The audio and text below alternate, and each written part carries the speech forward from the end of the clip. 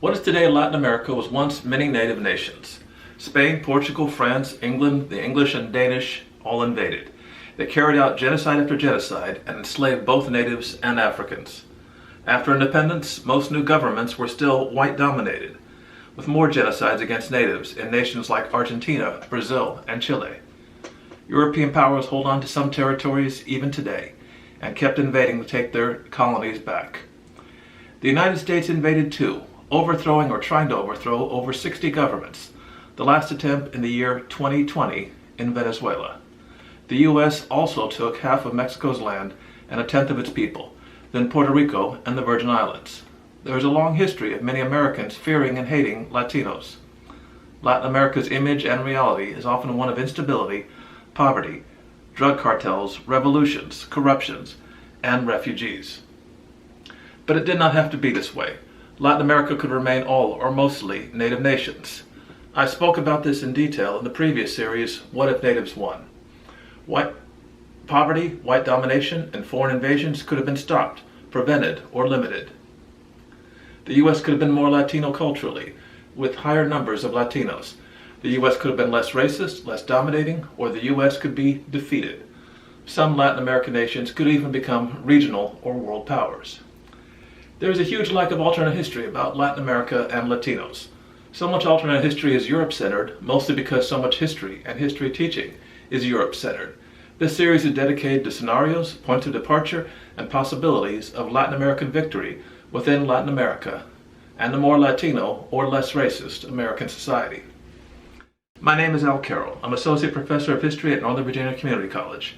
I've written mostly about wars, veterans, human rights, and genocides. My next history book will be Genocide Denial in America, about the 7 genocides against indigenous people that took place in the U.S. that most people were never taught about, don't know, or deny. I've also written some science fiction, mostly alternate history.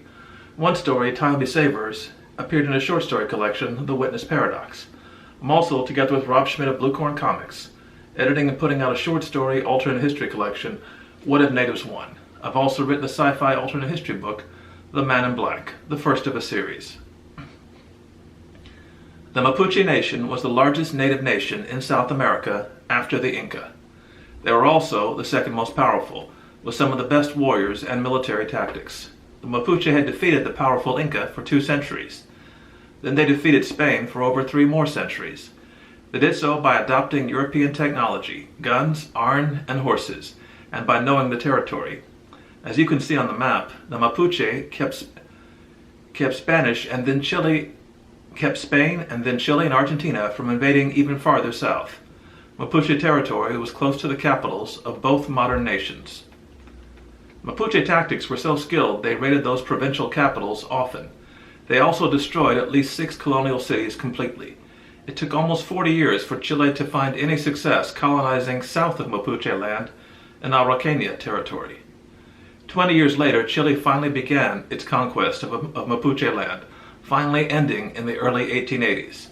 90% of the Mapuche within what became Chile by force were wiped out by war and starvation. The rest were forced onto tiny reductions, less than 2,000 square miles total, less than 50 miles on a side combined. The remainder were sent to government schools for forced assimilation. Today, Mapuche make up most of Chile's 10 to 12% native population. Mapuche ancestry is the most common among Chile's mestizos, who are almost 60% of its people. It was even worse in Argentina, outright genocide. Mapuches again defeated Argentina much like Chile, but for 30 years. So in the 1870s, Julio Roca ordered the so-called conquest of the desert. As he argued, quote, "Our self-respect as a virile people obliges us to put down this handful of savages." Rocas carried out systematic sweeps, built forts, and dug hundreds of miles of trenches. His troops also carried out mass executions, enslaved those they didn't execute, and prevented the enslaved from having children.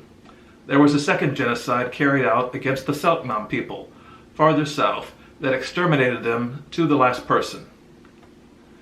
Before Chile's conquest and Argentina's genocide, double genocides, both nations were much smaller. Argentina was only a third of what it is today. Chile was an even smaller nation, less than half its current length down the coast. More than any other Latin American nations, these atrocities are what made them large nations. They also were a central part of both nations' identities. Both of them, especially Argentina, began bringing in many European immigrants. Argentina began to think of itself as more European, not Latin American at all. Chilean society often taught that mestizo ancestry was shameful and only of the past. Both the conquest and Chile's war against the mostly native nations of Peru and Bolivia added to Chileans' history of thinking of native as equaling, primitive, and inferior. Mapuche had long learned to use their enemies' weapons. Ironically, Chile did give arms to the Mapuche to try and stop the Argentine conquest and expansion. They feared their neighbor becoming larger.